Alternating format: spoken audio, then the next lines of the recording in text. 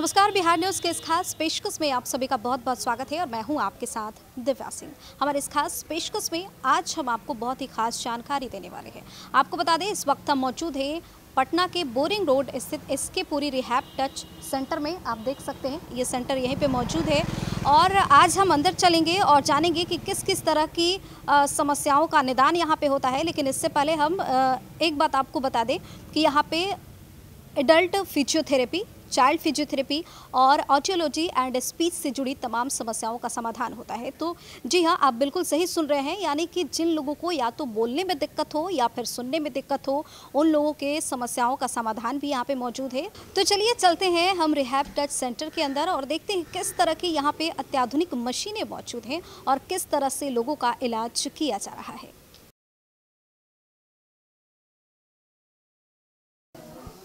तो आपको बता दें कि इस वक्त हम अंदर आ गए हैं, रिहैब टच सेंटर के अंदर मौजूद हैं। जैसा कि हमने आपको पहले ही बताया, यहाँ पे चाइल्ड फिजियोथेरेपी की भी बेहतर सुविधा है और इस वक्त हमारे साथ child neurologist doctor Ajay Kumar भी मौजूद हैं। तो उनसे जानते हैं कि किस तरह के बच्चों को वो यहाँ पे भेजते हैं और किस तरह से उनका इलाज किया जाता है। नमस्कार जी, सबसे पहले तो अजय सर ये जानना चाहेंगे कि आप किस तरह के बच्चों को यहाँ पे भेजते हैं। बच्चों की वैसी बीमारियां जिसमें न्यूरोलॉजिकल प्रॉब्लम्स हैं, जैसे कि सेरेब्रल पाल्सी सबसे कॉमन बीमारी है, यानी ब्रेन की वैसी बीमारियां जिसमें डेवलपिंग ब्रेन में जब बच्चे माँ के गर्भ में थे या जन्म के 1-2 साल के अंदर ही ब्रेन में जब डैमेज हुआ ऑक्सीजन की कमी से या ब्लड की कमी से, तो वैसे बच्चों को पोस्चर और मूवमेंट में प्रॉब्लम होती है, चलने में या उनका टाइटनेस, इस तरह की प्रॉब्लम होती है। तो सबसे इम्पॉर्टेंट तो वही बच्चे हैं जिसमें फिजियोथेरेपी से सुधार होता है। और दूसरी और भी बीमारियां हैं, कभी कभी चेहरे पे लकवा मार देता है, उसको फेशियल पाल्सी कहा जाता है, या कभी कभी बच्चों को हाथ का लकवा मार देता है, एक साइड का हाथ पैरालाइज हो जाता है, या कभी कभी पैर का लकवा मार जाता है। तो वैसे बच्चों को, और कभी कभी ये स्पाइन का, जैसे ये रीढ़ की हड्डी के अंदर स्पाइनल कॉर्ड होता है, उसकी कुछ प्रॉब्लम होती है तो दोनों पैर में लकवा मार जाता है, तो वैसी बीमारियों का। और कुछ न्यूरोमस्कुलर बीमारियां होती हैं, जैसे मांसपेशी का डीएमडी बीमारी या स्पाइनल मस्कुलर एट्रोफी बीमारी, या डेवलपमेंट जिन बच्चों का पीछे चल रहा है, लर्निंग डिसेबिलिटी का प्रॉब्लम, जिनको स्पीच का प्रॉब्लम है, जैसे आवाज़ में तोतलाहट है, स्टैमरिंग, स्टटरिंग, और आवाज़ साफ नहीं है, या वैसे बच्चों का जिनका कि पढ़ाई लिखाई में भी उनका कम चल रहा है, राइटिंग स्किल में प्रॉब्लम है, राइटिंग ठीक से नहीं कर पाते, या हियरिंग का प्रॉब्लम है, सुनाई नहीं देता, तो वैसे बच्चों के लिए हियरिंग की जांच जैसे बेरा, ओएई, टेम्पेनोमेट्री, ये सारा हम लोग यहाँ पे करते हैं। और हियरिंग इम्पेयरमेंट के लिए हियरिंग एड भी दिया जाता है, जिससे कि बच्चे सुन सकें, और स्पीच थेरेपी भी कराया जाता है, स्पीच एंड लैंग्वेज थेरेपी। तो ये सभी तरह की प्रॉब्लम्स के लिए हम लोग यहाँ पे भेजते हैं।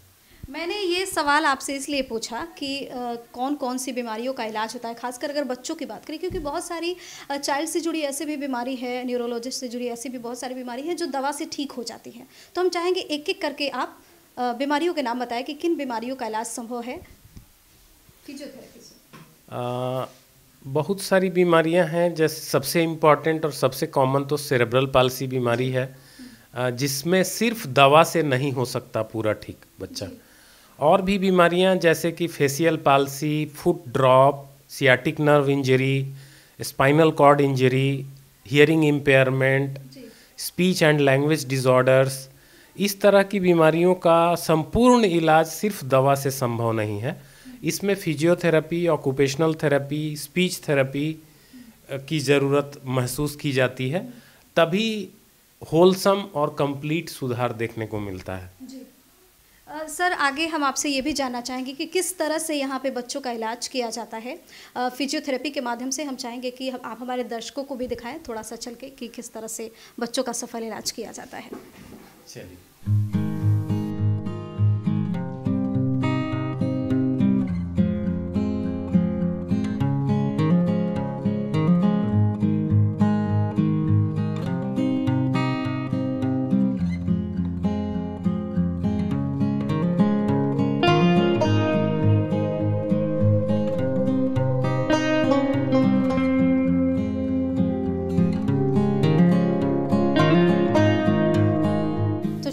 हमारे साथ child neurologist doctor Ajay Kumar ji मौजूद हैं, उनसे जानते हैं किस किस तरह की यहाँ पे सुविधाएं मौजूद हैं। तो ये हम लोग का फ्रंट डेस्क और रिसेप्शन का एरिया है जी। और ये काफ़ी बड़ा सेंटर है रिहैब टच, प्रोबेबली बिहार और नॉर्थ ईस्ट का one of the largest centre है। जी। हम लोग के पास 3 ओपीडी है। ये ओपीडी नंबर 1 है। जी। यहाँ पे 2 नंबर ओपीडी है, दूसरी ओपीडी, जी। और इसके बगल में रिहैब स्टोर है। जी। रिहैब स्टोर वैसे इक्विपमेंट्स और ऑर्थोटिक्स और प्रोस्थोटिक्स यहाँ पे रखे जाते हैं जो बच्चों को चलने में हेल्प करना है। स्पेशल टाइप के जो शूज़ हैं, जूते हैं या क्रचेज हैं, जी। इस तरह की चीज़ें, सारा इक्विपमेंट यहाँ पे रखते हैं हम लोग। जी। 1, 2 और 3 इधर तीसरी ओपीडी है। जी सर, एक सवाल और है, चलते चलते जानना चाहेंगे कि बिहार से तो जुड़े बहुत सारे बच्चे इलाज करवाने आपके पास आते हैं। हमने सुना है कि बाहर से भी लोग आपके साथ जुड़ते हैं। हाँ, यहाँ काफ़ी सारे पेशेंट जो नेपाल के हैं जी। या एडजॉइनिंग एरियाज़ के हैं, जैसे छत्तीसगढ़ का वो एरिया बिहार से लगता हुआ, बंगाल, ईस्टर्न यूपी के पेशेंट्स भी आते हैं हम लोग के यहाँ। जी। ये हम लोग का पीडियाट्रिक फिजियोथेरेपी यूनिट है, जहाँ बच्चों का फिजियोथेरेपी और रिहैबिलिटेशन का इलाज होता है। हम लोग के यहाँ 3 बड़ा एरिया है जहाँ पे बच्चों का फिजियोथेरेपी होता है। एक ये हॉल है, दूसरा ये हॉल है। यहाँ पे बच्चों का स्विंग भी लगा हुआ है।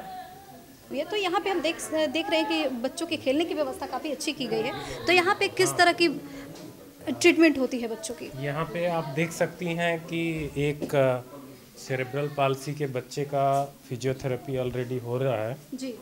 और एक दूसरा बच्चा टी स्विंग पे है। जी। इसको टी स्विंग बोलते हैं। जी।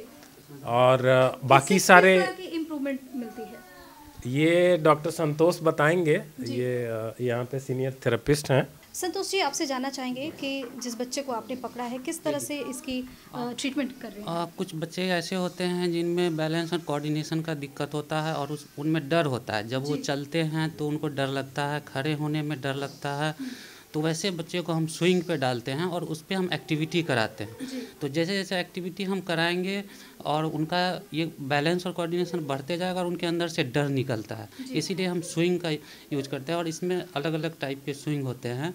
तो ये टी स्विंग है और हमारे दूसरे रूम में एक डी स्विंग लगा हुआ है, तो उसका एक अलग पर्पस है। संतोष जी, आपने बॉल पे इस बच्चे को लेटाया है, तो ये किस तरह का ट्रीटमेंट है? ये कोर मसल्स स्ट्रेंथनिंग के लिए हम करते हैं। ट्रंक बैलेंस नहीं रहता है, इसलिए हम ट्रंक को स्ट्रेंथनिंग के लिए हम ये एक्सरसाइज कराते हैं बॉल के ऊपर। और वो एक डर जो रहता है वो भी बच्चे के अंदर से वो निकलता है ना, इसलिए हम बॉल का यूज करते हैं थेरेपी के। और भी बहुत सारे पर्पस हैं इसके, जैसे कि बॉडी को कंट्रोल नहीं कर पाना। उसके बाद आपका एक वेस्टिबुलर इशू होता है जिसमें बच्चे खुद से नहीं ट्रंक बैलेंस कर पाते, तो इस पे हम यूज़ करते हैं बॉल। आपको बता दें कि यहाँ पे एक छोटा सा बच्चा लेटा हुआ है जिसका ट्रीटमेंट चल रहा है।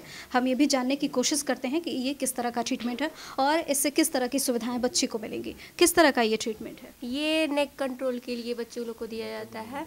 ये अभी 18 महीने का ये बेबी है, तो इसका नेक कंट्रोल नहीं और रोल नहीं कर पाता है, तो ये नेक कंट्रोल के लिए।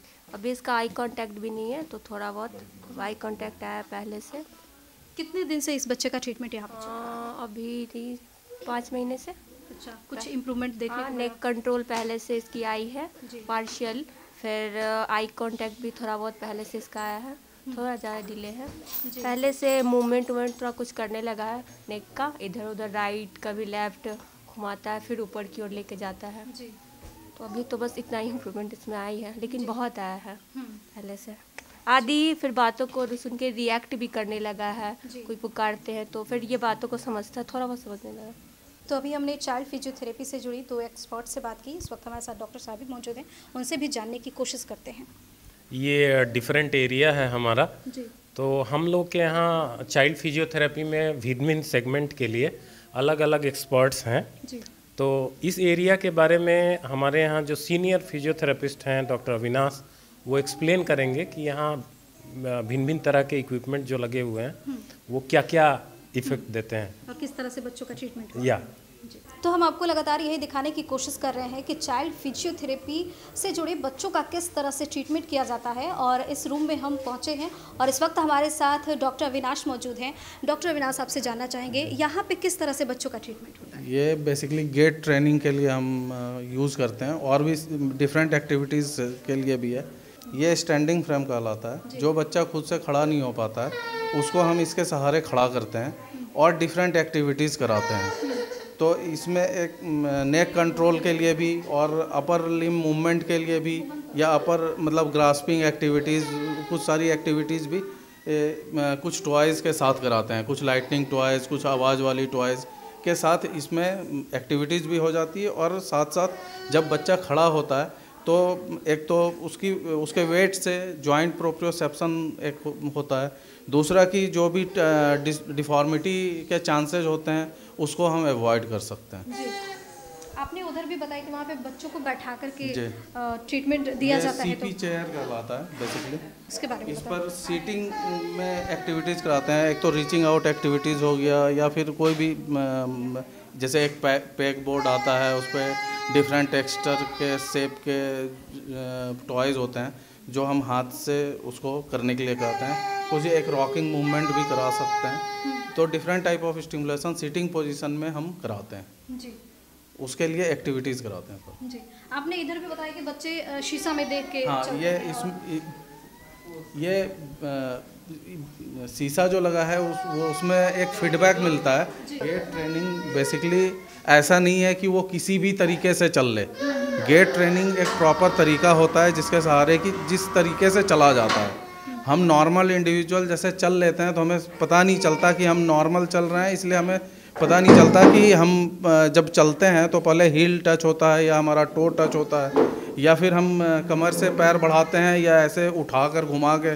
तो जो बच्चे इसमें जो हाँ तो अगर सीधा सीधा पैर नहीं उठा पाते तो वो ऐसे घुमा के हिप हाइकर्स एक होता है उसका यूटिलाइजेशन करके, उसको सर्कमडक्टरी गेट कहते हैं, वो वैसे पैर बढ़ाते हैं।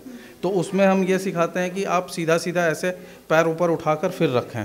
फिर कुछ बच्चे जिनका टो टच होता है, मतलब ये वो टो के बल पे चलते हैं ऐसे, वो टीए मसल्स अगर टाइट हो तो वो ऐसे चलता है। तो उसमें हम उनको ये सिखाते हैं कि आप पहले हील्स हटाएं फिर टो पे आएँ फिर आगे बढ़ें। तो ये सारी चीज़ें उसको हम मिरर में दिखाते हैं और बताते हैं कि आपको ऐसे चलना है। तो ये सीलिंग गेट ट्रेनर कहलाता है जो कि हमें उसमें हेल्प करता है, असिस्ट करता है। और ये मिरर इसलिए लगा हुआ है कि वो बच्चे को फीडबैक देता है कि वो सही चल रहा है या गलत चल रहा है। तो जैसा कि हमने आपको दिखाया कि चाइल्ड फिजियोथेरेपी से जुड़ी यहाँ पे तमाम सुविधाएं हैं और बच्चों को बहुत ही अच्छे तरीके से यहाँ पे सुविधाएं प्रदान भी की जा रही हैं। कुछ पेरेंट्स भी हमारे साथ मौजूद हैं, उनसे भी जानने की कोशिश करते हैं कि वो कितना संतुष्ट हैं इस चीज़ से। कब से बच्चे को यहाँ पे ट्रीटमेंट करा? 1 महीना से। 1 महीने से जी 1 महीने से करवा रही। किस तरह की सुधार देखने को मिल रही है बच्चे को? वही पैर सटा के चलती थी, घस के चलती थी, तो अब पैर थोड़ा हटा हटा के चल रही है। जी। शुरू में मतलब कि और भी कोई दिक्कत थी या फिर सिर्फ पैर से ही रिलेटेड? नहीं, सिर्फ पैर से ही रिलेटेड थी जी। कोई दिक्कत कुछ नहीं है इसको। जी। अभी पहले से बहुत ज़्यादा सुधार देखने को मिल रहा है? अभी 1 महीना हुआ है, कुछ सुधार हुआ है जी। 6 महीना बोले हैं डॉक्टर साहब जी कि 6 महीना में सही हो जाएगा। देखिए तो आप देख रहे हैं कि यहाँ पे लोग संतुष्ट हैं। 1 महीना अभी ट्रीटमेंट का हुआ है, बहुत कुछ सुधार देखने को मिला है। यहाँ पे और भी पेरेंट्स मौजूद हैं, उनसे भी जानने की कोशिश करते हैं कि वो कितना संतुष्ट हैं। आप अपने बच्चे का ट्रीटमेंट कितने दिन से करवा रही हैं? मैम 6 महीने हो गया। क्या कोई सुधार देख रही? बहुत सुधार हुआ है। पहले उठ के बैठता नहीं था खुद से, अब उठ के बैठता है, हाथ से पकड़ता नहीं था। प्लस पहले नॉर्मल बिहेव नहीं करता था, अब नॉर्मल बिहेव करता है। कितने साल का बच्चा है? अभी 1.5 साल का हुआ जी।